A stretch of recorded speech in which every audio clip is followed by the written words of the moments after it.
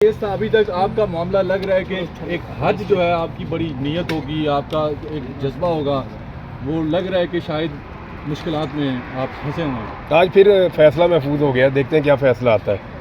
और उम्मीद तो मुझे यही है, क्योंकि जो प्रोसिक्यूशन साइड थी उन्होंने कोई चीज़ ऐसी सॉलिड बताई नहीं अदालत को जिसकी बुनियाद के ऊपर वो मुझे रोक सकें हज पे जाने से। और जज साहब ने जितने सवालात पूछे उनके पास जवाब नहीं थे।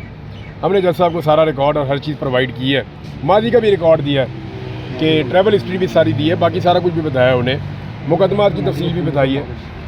तो जो अदालत के अंदर प्रोसीडिंग हुई है उसको सुन के तो, या जो वहाँ पे बातचीत हुई है उसको सुन के तो साफ़ आइडिया हो रहा है कि अदालत मेरे हक़ में फ़ैसला देगी इंशाल्लाह और मैं हज पे जाऊँगा। लेकिन अभी फ़ैसला महफूज है और जब तक वो महफूज है तब तक मैं कुछ कह नहीं सकता। फ़ैसला आ जाए तो फिर पता चलेगा कि क्या फ़ैसला। इमरान भाई, एंटी करप्शन पंजाब का आपसे क्या है मामलात हैं, क्योंकि वो कह रहे हैं कि उनकी वजह से ये रखा गया है दोबारा से। मैं तो किसी सरकारी पोस्ट पे कभी रहा भी नहीं, और ये मुकदमे की दुर्गत बन गई थी। वहाँ पे पूरी अदालत एंटी करप्शन वालों पे हंस रही थी। डीजी को जज ने 2 दफ़ा बुलाया, वो आए नहीं। यानी कोई आदमी भी इसमें पेश होने के लिए और सामने आकर इसको फेस करने के लिए तैयार नहीं था। और एंटी करप्शन का अमला मेरे से बाकायदा मादरत कर रहा था बार बार कि खान साहब हम मजबूर हैं, हमें गवर्नमेंट ने मजबूर किया हुआ है, वरना हमें पता है कि आपका इससे कोई ताल्लुक नहीं है। मैं तो कभी किसी सरकारी ओहदे पे भी नहीं रहा। इमरान भाई, ये बता दें हुकूमत को क्या खतरा है अगर आप बाहर शिफ्ट हो जाते हैं या बाहर चले जाते हैं? ये तो हुकूमत बता सकती है कि हुकूमत को क्या खतरा है। मुझे तो समझ नहीं आ रही कि मैं यहाँ पे भी इमरान रियाद हूँ और बाहर भी इमरान रियाद हूँ और वापस आके फिर इमरान रियाद हूँ। पहले मैं कई दफ़ा ट्रैवल कर चुका हूँ, इवन मुझे ऑफलोड किया गया और मैं दोबारा गया, फिर वापस आ गया, मुकदमा थे, वापस आया, फिर मुकदमे लड़े, फिर गया, फिर वापस आ गया। तो ये तो रूटीन है, आप ट्रैवल करते रहते हैं। ये ज़रा हज वाला मामला है, इसलिए थोड़ा हसास है कि मैं चाहता हूँ कि मैं ज़रा चला जाऊँ, टाइमली चला जाऊँ, हज कर दूँ। अच्छा, तो कोई इमरान रियाज साहब, आज आप चीफ साहब के सामने पेश हुए, तो क्या लग रहा है चीफ साहब की जो बॉडी लैंग्वेज थी या फिर जो कानूनी मामलात को अगर देखिए, इस अदालत ने फैसला दिया था मेरे हक़ में और अदालत ने साफ कहा था कि इनको रवाना किया जाए और इनका नाम तमाम लिस्टों से निकाला जाए। उसके बावजूद मुझे नहीं जाने दिया गया। अब वो मुझे रोक रहे हैं, जाने से रोक रहे हैं, तो ये तो अदालत के फ़ैसले पे इम्प्लीमेंट का मामला है। तो मैं उम्मीद करता हूँ कि चीफ जस्टिस इस मामले के ऊपर इंसाफ उसी तरह मुझे देंगे जो इंसाफ का तकाजा है।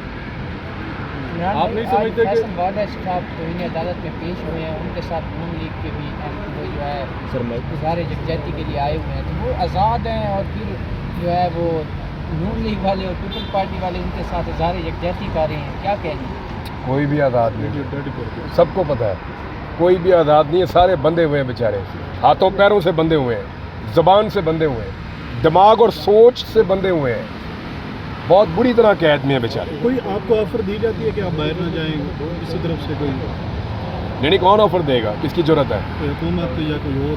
नहीं, कोई नहीं, कोई ऑफ़र नहीं।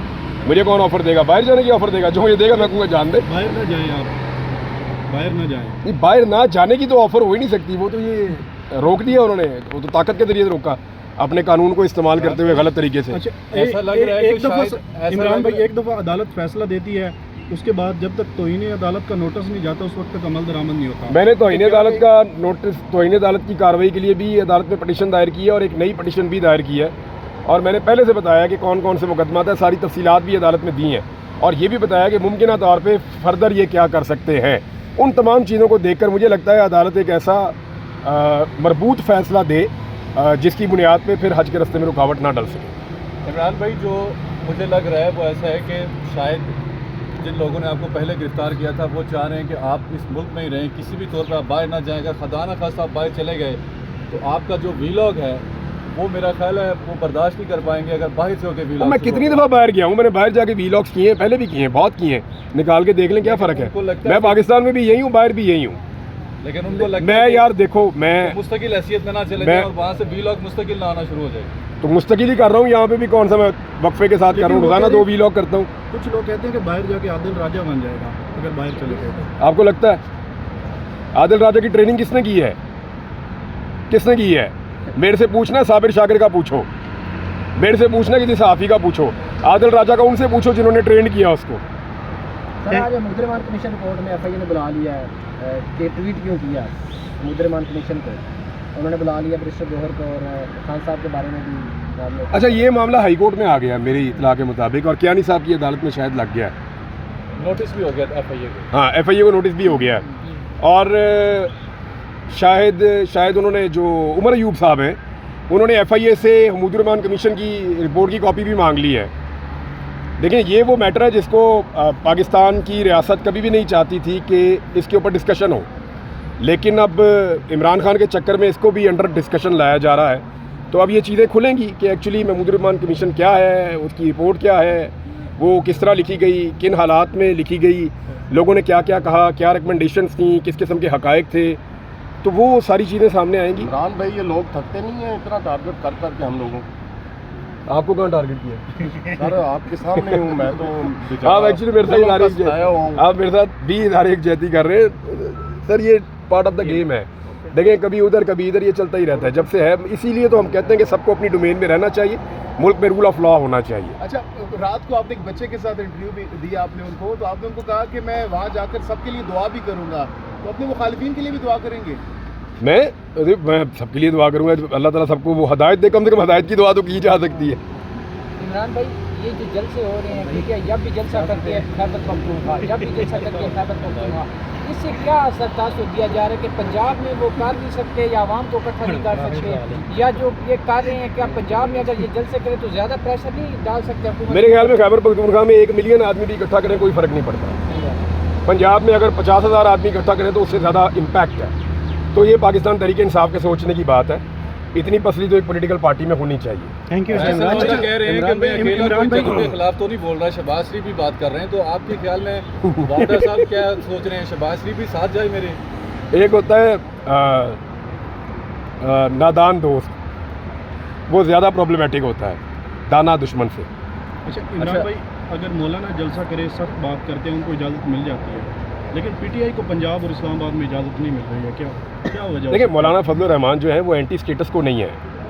तो जिस आदमी को आप कंट्रोल कर सकते हैं, जिस आदमी को आप खुश कर सकते हैं, या उसको वापस राय रास्त पे ला सकते हैं, या अपने तरीके से उसको मॉडिफाई कर सकते हैं, सिस्टम फिर उसके लिए थोड़ी सी गुंजाइश रखता है, और जो स्टेटस को का हिस्सा नहीं होता उसके लिए गुंजाइश कम होती है। इमरान भाई, ये बताइएगा कि आपने कहा कि मैं अपने मुखालिफिन के लिए भी दुआ करूंगा, तो सबसे टॉप पे ऐसा कौन है जिसके लिए आप दिल से दुआ करेंगे, अल्लाह उसके हिदायत? या वो मेरे और अल्लाह का मामला है कि मैं क्या दुआ करता हूँ, लेकिन एक बात गारंटीड है कि मैंने कभी आज तक अपनी ज़िंदगी में किसी को भी बद्दुआ नहीं दी, और वो मैं नहीं देने वाला। हिदायत की दुआ, लेकिन सबसे टॉप पे कौन है जिसके लिए हिदायत की दुआ करेंगे? सबके लिए, सबके लिए। आपके लिए भी, मेरे लिए। अच्छा इमरान भाई, आखिरी सवाल बताइएगा कि जब आप वापस आए थे, आपने गुज़िश्ता रोज़ कहा कि जब मैं वापस आया तो मेरे चैनल की बोली लगाई गई, किसने बोली लगाई और कितनी बोली लगी आपके चैनल की? ये जो YouTube चैनल है, जी YouTube चैनल। नहीं, वो मैंने फिर बात ही नहीं सुनी। सर ऑफर किसने? मुझे पता था कि मैं बोलूँगा, नहीं, मेरी टीम को लोगों ने राब्ता किया था। अच्छा इमरान भाई, पूरे पाकिस्तान से PTI कारकुनान या मौलाना साहब के कारकुन जमा होते हैं, इस्लामाबाद डी चौक आते हैं, तो हुकूमत कितने दिन टिक सकेगी मौजूदा हुकूमत? देखें, मौजूदा हुकूमत के पीछे से टेक हट जाए तो ये 15 दिन की हुकूमत है बस, मैक्सिमम। साइफर केस के बाद धुएं कुछ पंजाब से भी उठ रहे हैं, उसके बारे में कुछ समझ नहीं आ रही कि वो धुआं पंजाब से क्यों ज़्यादा जो है ना वो धुएं मार रहा है। देखें, साइफर केस कानूनी केस नहीं है, मैंने कल भी आपको बताया था, वो नैरेटिव की लड़ाई है। वो लड़ाई एक बयानिए की, या एक बयानिया इमरान खान का था, दूसरा बयानिया उसके मुखालिफिन का था। इमरान खान ने अपने उस बयानिए के साथ जिसके ऊपर कोई स्टैम्प भी नहीं थी, सारी उसकी मुखालफत कर रहे थे। आपने देखें पाकिस्तान में किस तरह उस बयानिए को चलाया। अब इस मरतबा ये है कि साइफर केस में इमरान खान की बरीयत के साथ एक अदालत की मोहर लग गई है उस बयानिए पे। तो एक्चुअली पाकिस्तान तहरीक इंसाफ का बयानिया जीता है। आने वाले दिनों में आपको नज़र आएगा इसको इमरान खान कैसे इस्तेमाल करते हैं, क्योंकि पॉलिटिकल आदमी इतनी बड़ी चीज़ को कभी भी ज़ाया नहीं होने देगा। अच्छा इमरान भाई, अभी आपने कहा कि हुकूमत 15 दिन भी टिक नहीं पाएगी अगर टेक हट जाए, तो टेक हटती हुई तो नज़र नहीं आ रही है आपको, तो क्या फिर PTI के एहतजाज का या लॉन्ग मार्च का कोई फ़ायदा नहीं होगा? नहीं, तो नहीं, याद रखें, जो पॉलिटिकल स्ट्रगल होती है वो कभी भी रायगा नहीं होती, वो कहीं ना कहीं कुछ ना कुछ कर रही होती है। दूसरी बात यह है कि तमाम इदारों को और स्टेक होल्डर्स को सोचना पड़ेगा कि जिस हुकूमत को डिलीवर करने के लिए लाया गया था, मैं आपको सिर्फ खैबर पख्तूनख्वा की एक मिसाल दे देता हूँ, मैंने सुबह इस पर बात भी की है। उनके जो सबसे बड़े बड़े मेन प्रोजेक्ट थे पूरे सूबे के, उनमें से 91 प्रोजेक्ट जो आधे से ज़्यादा हैं वो ख़त्म कर दिए वफाकी हुकूमत ने। ये तो मुल्क में तरक्की करने आए थे, ये तो मुल्क की मईशत को बेहतर करने आए थे, जो ऑलरेडी मंसूबे चल रहे थे, जो 70% तक कई मुकम्मल हो चुके हैं, उन मंसूबों को बंद कर दिया गया है। वजह यह है कि हमारी मईशत ख़राब है और पैसे नहीं हैं और IMF का दबाव है। तो ये चीज़ें आपको बता रही हैं कि पाकिस्तान नीचे जा रहा है। अगर इसी तरह चलाना है, जो बाकी रह गए हैं 77 या इसके करीब ही है, कुछ नहीं इससे कम है, 91 हो गए हैं, आधे से ज़्यादा ख़त्म हो गए हैं, बाकी जो आधे रह गए वो भी ख़त्म हो जाएंगे फिर। थैंक यू जी। Thank you sir.